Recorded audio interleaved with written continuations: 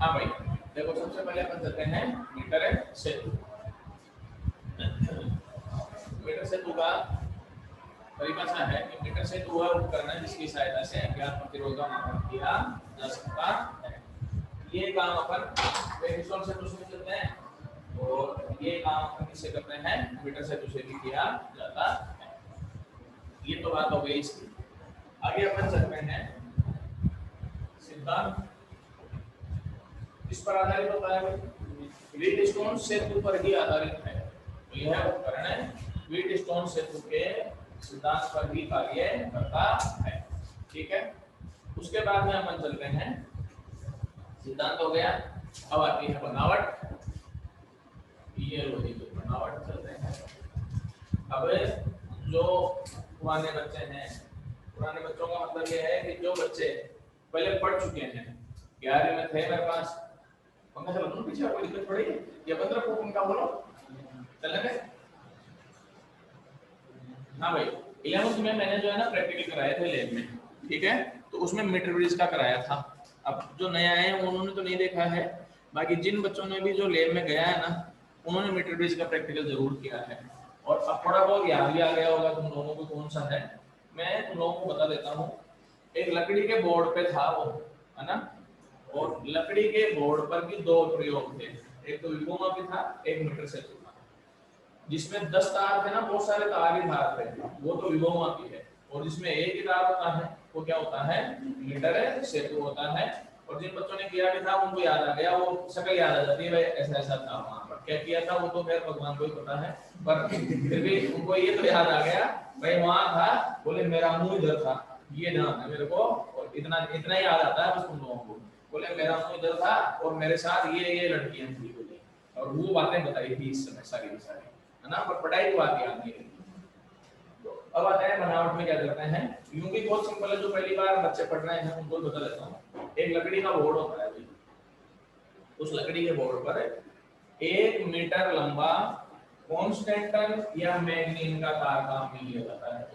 तार किसका होता है, कॉन्स्टेंटन या मैग्नीन, मैग्नीज नहीं मैग्नीन, ठीक है। इनका ये मिश्र धातु है भाई, इनका वायर यूज में लिया जाता है। ये वायर जो है ना अपने पास एक लकड़ी के बोर्ड पर दो बिंदुओं ए और बी के मध्य लगा दिया जाता है, मतलब फिक्स कर दिया जाता है। अब सवाल उठता है इसका नाम मीटर ब्रिज क्यों पड़ा है, क्योंकि तार की लंबाई कितनी ले रहे हैं अपन, 1 मीटर, तो ये मीटर से इसलिए कहलाता है। इन्हीं मिश्र धातुओं का तार काम में क्यों लिया जाता है, उसका भी कारण है। इन मिश्र धातुओं का विशिष्ट प्रतिरोध ये अधिक होता है, तो का मान ज्यादा होता है, और प्रतिरोध ताप गुणांक ये क्या होता है, कम। नाम सुना है क्या प्रतिरोध ताप गुणांक का, कौन से पाठ में, 5वें पाठ में, है ना। थोड़ा बहुत बता देता हूँ, कहीं ध्यान नहीं जाता है। R2 -R1 upon R1 into delta T, ये बताया था अल्फा का मान, ये प्रतिरोध ताप गुणांक होता है। तो इन मिश्र धातुओं के लिए विशेष प्रतिरोध तो ज्यादा होता है और प्रतिरोध ताप गुणांक क्या होता है, कम। अब सवाल उठता है कि ये ज्यादा और कम होने का क्या फायदा है, भाई ज्यादा और कम होता है वो मान लिया, पर क्या फायदा है। अल्फा का मान कम होने पर, तापमान में परिवर्तन होने पर भी प्रतिरोध में कोई परिवर्तन नहीं होता है। इसका ये फायदा मिलता है कि रीडिंग जो है ना कांस्टेंट बनी रहती है। जैसे इसका उल्टा क्वेश्चन आता है कई बार, क्या कारण है कि मीटर सेतु में तांबे के तार का उपयोग नहीं किया जाता है। तांबे के तार में दोनों चीजें उल्टी, तांबे के तार में आप ये जानते हैं रो का मान तो होता है कम और अल्फा का मान क्या होता है, ज्यादा। अब अल्फा का मान ज्यादा होने का नुकसान क्या होता है कि तापमान में परिवर्तन होने पर तार के प्रतिरोध में परिवर्तन होगा। तो देखो एक बार, अगर प्रतिरोध में परिवर्तन हुआ तो विभव और धारा में भी परिवर्तन होगा, आगे नहीं होगा, और विभव और धारा में भी परिवर्तन होगा तो रीडिंग बदल सकती है। रीडिंग कैसे बदल सकती है, जैसे मान लो कि अभी अपने रीडिंग ली, कोई लड़का 2 मिनट बाद में फिर रीडिंग चेक करता है तो सेम रीडिंग नहीं मिलेगी, कारण प्रतिरोध बदल गया कि नहीं बदल गया, क्योंकि तापमान में परिवर्तन होने से बहुत तेजी से परिवर्तन होगा प्रतिरोध में। प्रतिरोध बदल गया तो धारा बदल गई, धारा बदलते ही विभवांतर में परिवर्तन हुआ, जिसके कारण रीडिंग में भी परिवर्तन हो जाता है। तो अपन ये कह सकते हैं कि रीडिंग कांस्टेंट नहीं रहेगी भाई, परिवर्तन होता रहता है। इसलिए किसका उपयोग नहीं होता, तांबे का उपयोग नहीं होता है, विशेष प्रतिरोध कम होता है और प्रतिरोध तापमान क्या होता है, ज्यादा होता है। और इनका उपयोग इसलिए होता है कि इनमें अल्फा का मान कम होता है और रो का मान ज्यादा होता है। ये मिश्र धातु में भाई copper plus nickel plus manganese होता है और इसमें मैग्नीज प्लस निकल यूज में रहते हैं। अलग अलग परसेंटेज होता है, ये कॉपर अलग परसेंट है, ये अलग परसेंट है, तो ये मिश्र धातुओं का निर्माण इसमें किया जाता है। यहाँ तक तो आ गया होगा समझ में। जिन लोगों ने मीटर ब्रिज नहीं देखा उनको भी समझ में आ गया होगा कि भाई कुछ ही नहीं है, एक लकड़ी का बोर्ड है, उस पर 1 मीटर लंबा तार दो बिंदुओं के मध्य गाड़ रखा है अपने पास, तो ऐसे ठोक देते हैं। इस तार के साथ 1 मीटर लंबा स्केल लगा होता है जिसको मीटर पैमाना कहा जाता है। स्केल सबने देखा ही है, वो लकड़ी का स्केल होता है ना में, उस पर 1 से लेकर 100 सेंटीमीटर तक रीडिंग लिखी हुई रहती है। ये भी आ गया समझ में। ये जो है ना ये वाली, ये स्टील की पत्तियां हैं, इसकी पत्तियां हैं स्टील की पत्तियां। स्टील की पत्तियां भी हो सकती है या फिर तांबे की पत्तियां भी उसमें ले ली जाती है। अब आगे चलते हैं। देखो इस पार्ट में प्रयोग ही प्रयोग है सारे। मीटर से तो का भी एक्सपेरिमेंट है, आगे विभवमापी के भी 5 प्रयोग है। उनकी थ्योरी कैसे लिखी जाती है, चित्र याद होना चाहिए, सारा ऐसे से देख के लिखा जाता है। देखो शुरुआत से कर दी, मीटर से तुम्हें 1 मीटर लंबा कांस्टेंट या मैग्नीज का तार दो बिंदुओं ए और बी के मध्य लगा रहता है।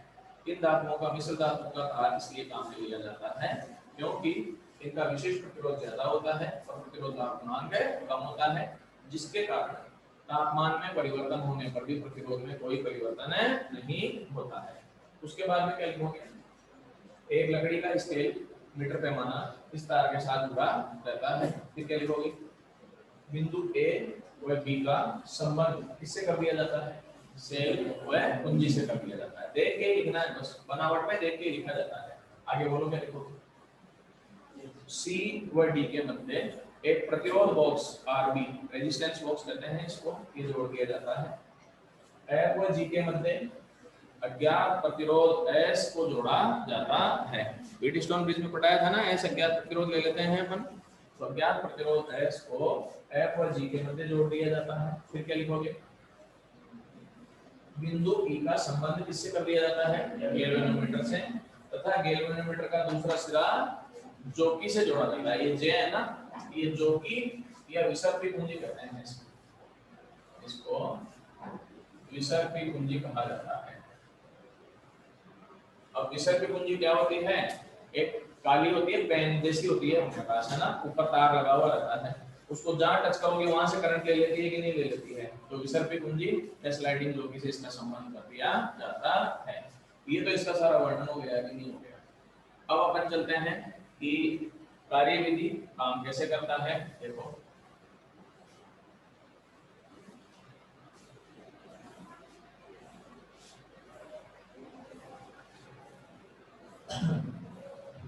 ये आ गया कार्यविधि। अब कार्यविधि में भी जिसने भी प्रैक्टिकल कर रखे हैं उसको तो याद है। पहले तो अपने पास क्या करते हैं शुरू में तो विसर्पी कुंजी को एक बिंदु पर रखा जाता है तथा धारामापी में विक्षेप की दिशा देखी जाती है। अगर विक्षेप बाईं ओर है और आखिरी में फिर विक्षेप देखा जाता है तो विक्षेप किधर हो जाना चाहिए, दाहिने ओर होना चाहिए। मतलब अगर शुरू में गैल्वेनोमीटर में विक्षेप है, जैसे ए बिंदु पर अपने पास है विक्षेप जो है लेफ्ट में आया तो आखिरी में किधर आना चाहिए वो, और अगर शुरू में राइट में आ गया तो फिर लेफ्ट में आ जाना चाहिए। तो अपन ये कह सकते हैं इस विसर्पी कुंजी की सहायता से ए तथा बी बिंदु पर धारामापी में विक्षेप की दिशा देखी जाती है। यदि विक्षेप की दिशा विपरीत है तो ये सुई कहां से गुजरी है ये बताओ जरा। अरे पहले लेफ्ट था आखिरी में राइट है तो कहां से गुजरी है, 0 से गुजरी। इसका मतलब तार पर कोई ना कोई एक बिंदु ऐसा जरूर होना चाहिए जहां पर धारामापी में विक्षेप किसके बराबर हो जाएगा, 0 के बराबर हो जाएगा। ये बात समझ में आई। तो जिस बिंदु पर धारामापी में विक्षेप शून्य होता है, मान लो कि 0 हो गया, इस समय ब्रिज संतुलन में आ जाता है। इस समय ब्रिज संतुलन में आ जाता है। अब पहले तो तुम लोग बोलोगे भाई ये व्हीटस्टोन ब्रिज कहां बना है, इसमें दिख ही नहीं रहा है, तो अभी बता देता हूं कैसे बनता है। जहां पर धारामापी में विक्षेप शून्य हो गया, यहां से यहां तक की लंबाई कितनी नाप लेते हैं? एल सेंटीमीटर में नाप ली। प्रतिरोध बॉक्स की तरफ से नापते हैं भाई, इधर से, है ना? ये एल सेंटीमीटर हो गई। तार 1 मीटर का है, 1 मीटर का मतलब 100 सेंटीमीटर का। ये एल सेंटीमीटर तो बची कितने रहे? 100 माइनस एल सेंटीमीटर हो गई। यहाँ से यहाँ तक के तार का प्रतिरोध मैंने क्या मान लिया? पी। और यहाँ से यहाँ तक का प्रतिरोध क्या मान लिया? अब देखो व्हीटस्टोन ब्रिज कैसे बन रहा है। पी क्यू आर और एस बन गया। 4 प्रतिरोध हो गए कि नहीं हो गए? इनके बीच में गैल्वेनोमीटर आ गया कि नहीं आ गया? तो बन गया व्हीटस्टोन ब्रिज। और अगर गैल्वेनोमीटर में विक्षेप शून्य हो जाता है तो संतुलन की स्थिति उत्पन्न हो गई कि नहीं हो गई? संतुलन की स्थिति में धारामापी में विक्षेप किसके बराबर हो जाता है? 0 के बराबर हो जाता है। ये चीज तो पहले भी जान चुके हो। अब आप एक चीज जो है 10th में भी पढ़ चुके हो और 5वें पार्ट में मैं पढ़ा चुका हूँ। प्रतिरोध किसके समानुपाती होता है? लंबाई के समानुपाती। तो ये P किसके समानुपाती हो जाएगा? और Q किसके समानुपाती हो जाएगा? तो अपन ये लिख सकते हैं P समानुपाती L और P बराबर KL समीकरण नंबर 1 और Q समानुपाती 100 माइनस L और Q is equal to K 100 minus L समीकरण नंबर 2। अब अपन आते हैं ब्रिज संतुलन में। ये संतुलन में ये पढ़ा रखा है मैंने अज्ञात प्रतिरोध का सूत्र Q अपॉन P इनको क्या रखा? R। ये मान लो तो क्या आएगा बताओ चलो। समीकरण है A स्क्वायर 2 से S इक्वल टू क्या आएगा? A 100 माइनस L अपॉन के L इनटू R हो गया। S बराबर क्या आ गया बताओ? 100 minus L upon L into. अब देखो इस R का मान प्रतिरोध बॉक्स में अपने को पता रहता है कितना ओम का प्रतिरोध काम में लिया गया है। L का मापन कर ही लेंगे। और ज्ञात प्रतिरोध का मापन किया जा सकता है कि नहीं किया जा सकता है? आ गया समझ में? प्रतिरोध बॉक्स क्या होता है थोड़ा सा परिचय दे देता हूँ। जिन बच्चों ने भी लैब में देखा है उनको तो याद है। एक बॉक्स होता है भी, है ना? उसमें क्या रहता है? अलग अलग जो है ना इन डॉट लगे हुए रहते हैं। जैसे ये लगा हुआ है, एक फिर यहाँ पर लगा हुआ है, ठीक है ना? और जैसे यहाँ 1 लिखा हुआ है तो इसका मतलब 1 ओम का प्रतिरोध है। यहाँ 2 लिखा हुआ है तो, और 1 ओम का प्रतिरोध कब काम करेगा? जब इस डॉट को बाहर निकालोगे तो 1 ओम का काम कर जाएगा। और अगर इसको बाहर निकाल लिया तो दोनों को निकाल लिया 3 ओम का। ऐसे प्रतिरोध बॉक्स में प्रतिरोध काम है करता है। तो जानते हैं प्रतिरोध बॉक्स में से तो इन सारा मान पता है तो एस का मापन आसानी से किया जा सकता है। अब अपन एक चीज चलते हैं, इसकी सावधानी क्या कर रखनी चाहिए मीटर से? एक पहली सावधानी तो अपने को ये रखनी चाहिए कि मीटर से के तार में लंबे समय तक धारा प्रवाहित नहीं करनी चाहिए, क्योंकि भले ही मिश्र धातुओं का ही तार है लेकिन अगर लंबे समय तक धारा प्रवाहित की जाएगी तो जूल के नियम के अनुसार ऊष्मा उत्पन्न होगी, तार गर्म होगा तो पाठ्यांक में परिवर्तन हो सकता है। इसीलिए कुंजी बीच बीच में से हटा दी जाती है। जब रीडिंग नहीं ले रहे हो तब कुंजी को हटा दिया जाता है। दूसरा ये विसर्ग कुंजी होती है, इसके लिए सावधानी कहा जाता है कि इस तार पर इसको रगड़ कर नहीं सरकाना चाहिए। क्यों? जब रगड़ कर सरकाओगे तो तार घिसेगा कि नहीं घिसेगा? तार घिसेगा तो अनुप्रस्थ काट के क्षेत्रफल में परिवर्तन होगा, क्षेत्रफल में परिवर्तन होगा तो प्रतिरोध में परिवर्तन होगा, और प्रतिरोध में परिवर्तन होने के कारण रीडिंग में भी परिवर्तन हो जाता है। तो ये दूसरी सावधानी रखी जाती है कि इस विसर्ग कुंजी को तार पर रगड़ कर नहीं सरकाना चाहिए। आगे एक और चीज चलते हैं, ये तार के अंतिम सिरों पर, ये तार हो गया, इसका अंतिम सिरा ये हो गया, एक वो हो गया, इस पर स्टील की पत्तियां लगी रहती है कि नहीं रहती है? इन पत्तियों का प्रतिरोध गणना में सम्मिलित नहीं किया जाता है। कहां जोड़ रहे हैं अपन? तो केवल इसी से नाप रहे हैं, नहीं नाप रहे हैं। तो इन पत्तियों का प्रतिरोध गणना में सम्मिलित नहीं किया जाता है। इस प्रभाव को खत्म करने के लिए या न्यूनतम करने के लिए रीडिंग जो है लगभग तार के बीच में रहनी चाहिए। बीच में लोगे तो जितनी दूर ये पत्ती पड़ेगी उतनी दूर वो ब्लेड आ गई नहीं आ रही, तो दोनों का प्रभाव समाप्त हो जाता है। इसको अंत सिरा संशोधन कहते हैं। कौन सा संशोधन कहते हैं? इसको अंत सिरा संशोधन कहा जाता है। का स्क्रीनशॉट ले लो रे भाई, हो गया ये।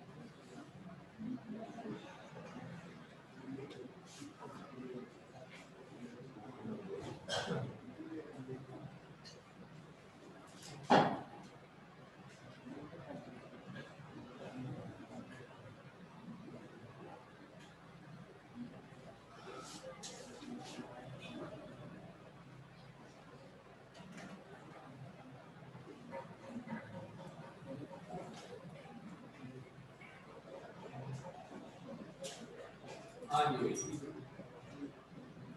विभोमापी क्या उपकरण होता है, क्या काम करता है, ये भी बाद में बताऊंगा। पहले बनावट बता देता हूँ।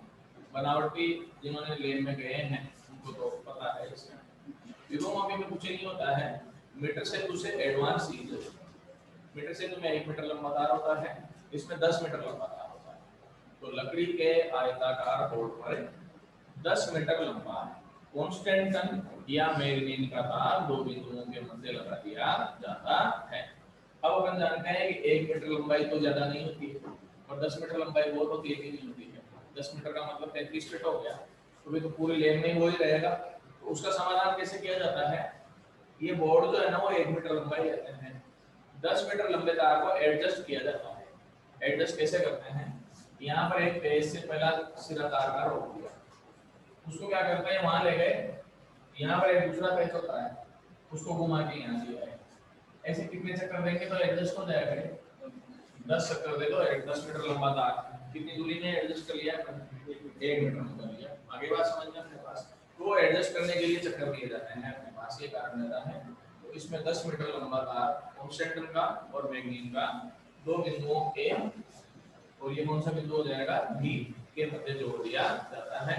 इसके साथ 1 मीटर का बंधा लगा रहता है। तो सरल सरल है, कोई दिक्कत भी नहीं है अपने पास। फिर वही क्वेश्चन आता है इसमें भी, कांस्टेंट टन और मैग्नीन के तार काम में क्यों लिए जाते हैं?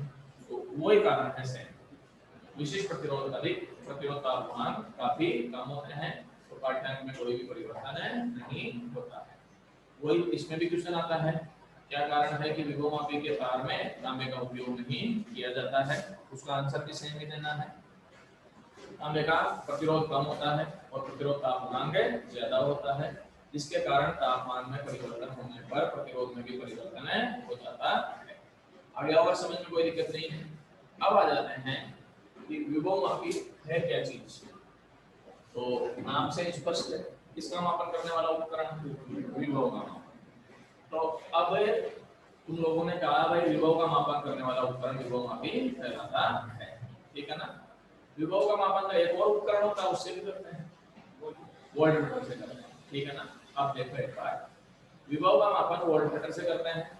वोल्टमीटर छोटा भी होता है, इतना सा होता है, सुंदर भी होता है, और आसानी से एक स्थान से दूसरे स्थान पर भी ले जा सकते हो, भी ले जा सकते हो। इसमें तारों का जंजाल है, एक तो जगह ज्यादा घेरता है, ठीक है। दूसरा, वोल्टमीटर में रीडिंग लेना भी आसान रहता है, कुछ ही नहीं होता है, कोई छोटा बच्चा भी रीडिंग ले सकता है, जो गिनती जानता हो ना वो भी रीडिंग ले सकता है। जैसे ही अपन करंट का फ्लो करते हैं, उसकी सुई चल रही है, सुई मान लो 2 वोल्ट पे, तो छोटा बच्चा क्या कहेगा, 2 वोल्ट रीडिंग आ रही है। तो रीडिंग लेना भी आसान है, तो पाठ्यांक लेना भी आसान हो गया, एक स्थान से दूसरे स्थान पर ले जाना भी आसान हो गया। जबकि एक तो ये जगह ज्यादा घेरता है विभवमापी, दूसरा पाठ्यांक लेना भी आसान नहीं है, गणनाएं करनी पड़ती है। फिर क्यों काम में लेते हैं? ये विभव का एकदम सही मापन करता है, ये है इसका मूल कारण। विभवमापी की परिभाषा ये दी जाती है कि विभवमापी वह उपकरण है जिसकी सहायता से विभव का यथार्थ मापन या 100% यथार्थता से मापन किया जा सकता है। अब जैसे मान लो कि मैं कह रहा हूँ कि भाई ये अच्छा लड़का है, तो इसका मतलब तुम्हारे दिमाग में आ गया भाई ये खराब है, क्योंकि तुलना तभी तो की जाती है। तो अपन ये कह रहे हैं कि विभव मापी यथार्थता से मापन करने वाला उपकरण है, तो इसका मतलब अपन ने एक इशारा ये कर दिया कि वोल्टमीटर सही नहीं नापता है इसका। तो क्या वास्तव में वोल्टमीटर ऐसा है कि सही नहीं नाप पाता है? हाँ, नहीं नाप पाता है। वोल्टमीटर विभव का एकदम सही मापन नहीं कर पाता है। कारण क्या है वो चलते हैं यहाँ से समझा देता हूँ मैं कि क्यों नहीं कर पाता है।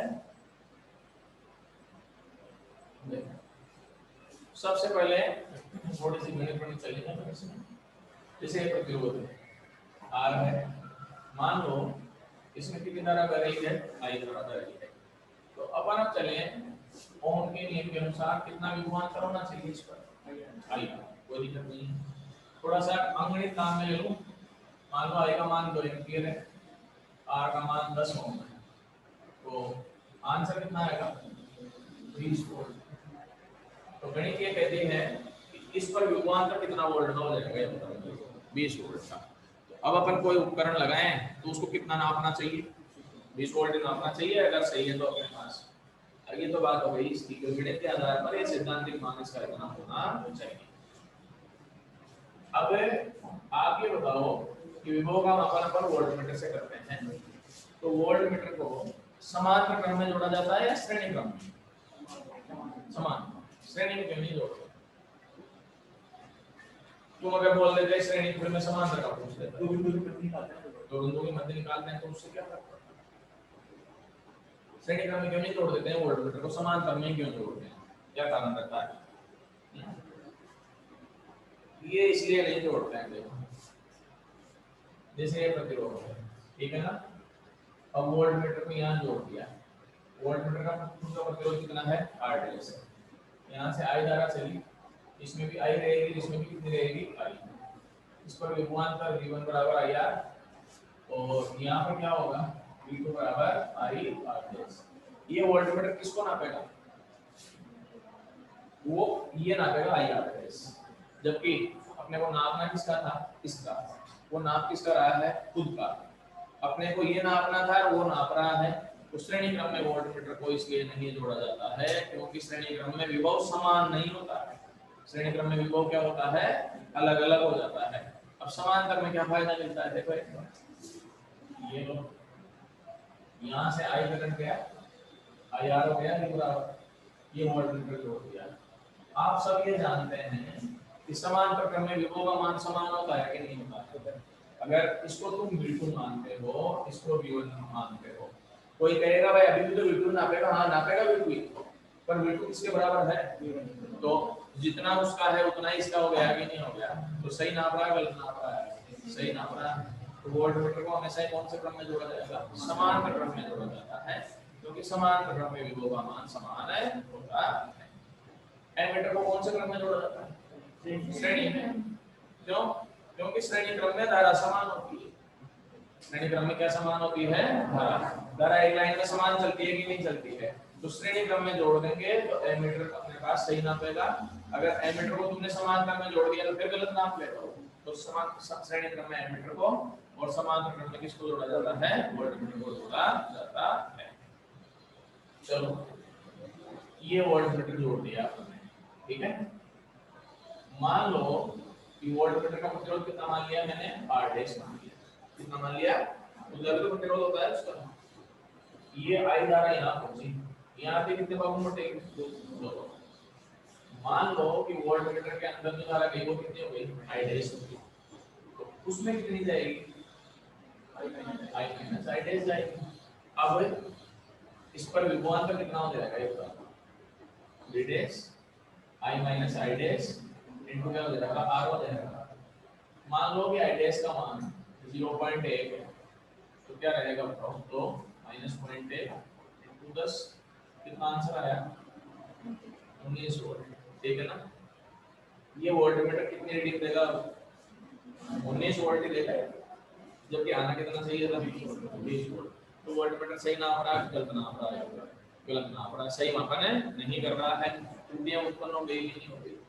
अब अपन ये कहें, तो ये कहे कि भाई वोल्टमीटर को कुछ ऐसा बनाओ, आदर्श बनाओ इसको, है ना भाई, ये सही मापन कर ले भाई, ये 20 नाप ले। तो ऐसा क्या करें कि ये 20 नाप ले आदर्श बनाने के लिए। आदर्श का मतलब होता है 100% सही काम करना।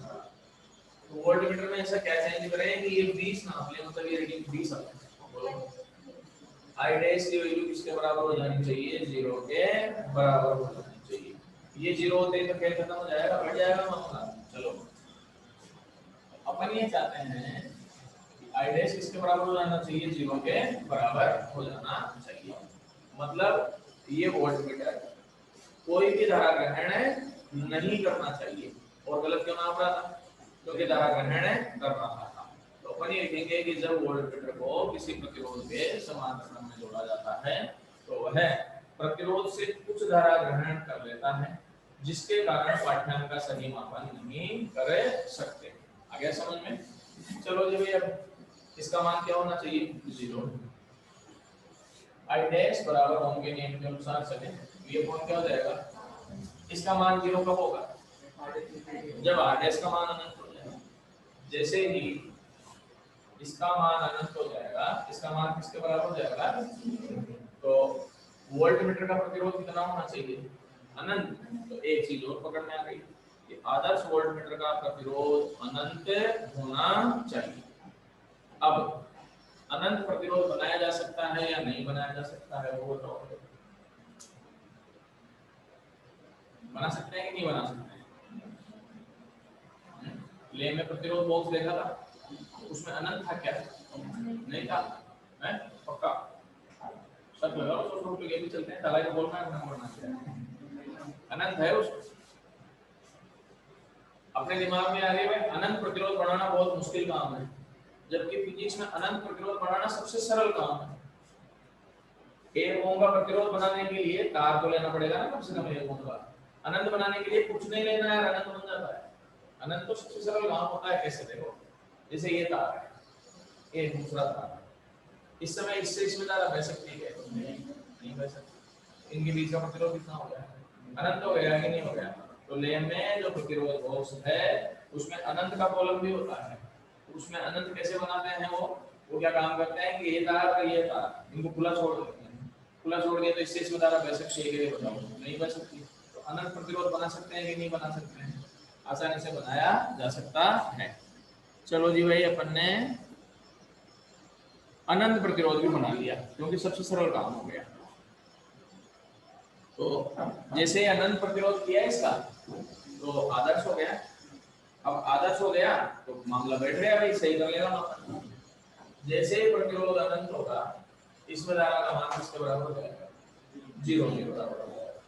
वोल्टमीटर की जो सुई है ना, वो किससे हिलती है, किससे चलती है, धारा से चलती है कि नहीं चलती है। उसको धारा मिल रही है क्या, नहीं मिल रही है, तो वोल्टमीटर की नीडल काम करेगी, नहीं करेगी। नहीं करेगी तो ये रीडिंग हमेशा ही कितनी देगा, 0 देगा।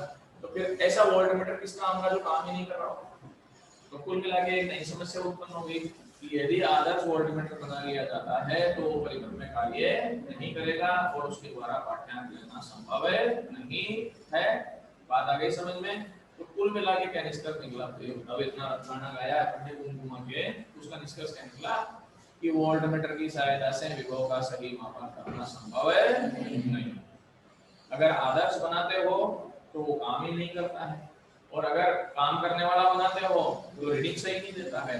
तो कुल मिला के अपन ये कह सकते हैं कि विभव मापी की वोल्टमीटर की सहायता से विभव का 100% शुद्धता से मापन करना संभव नहीं है। इस कमी को कौन दूर करता है, विभव मापी। अब तुम बोलोगे कि विभव मापी करंट नहीं देता है, हाँ नहीं देता है। विभव मापी इस विधि पर कार्य करता है कि उसमें रीडिंग ही तब ली जाती है जब धारा मापी में विक्षेप 0 हो जाएगा। मीटर से दूर में भी तो यही होता है, मीटर से दूर में रीडिंग कब लेते हैं, जब सुई 0 पर आ जाती है। उस समय धारा ग्रहण कर रहा है क्या, बताओ सर्किट से, कोई धारा ग्रहण नहीं कर रहा होता है। सेम ऐसे कैसे विभव मापी में भी पाठ्यांक तभी नोट किया जाता है जब धारा मापी की सुई किसके बराबर हो जाएगी, 0 के बराबर हो जाती है। तो विभव मापी विक्षेप विधि के सिद्धांत पर कार्य करता है। मतलब अपन उसमें रीडिंग तभी लेंगे जब अपने पास धारा मापी में विक्षेप किसके बराबर हो जाएगा, 0 के बराबर। या अपन यूं कह दें कि विभव मापी का खुद का एक अलग ही परिपथ होता है, तो वो दूसरे परिपथ से कोई भी धारा ग्रहण नहीं करता है।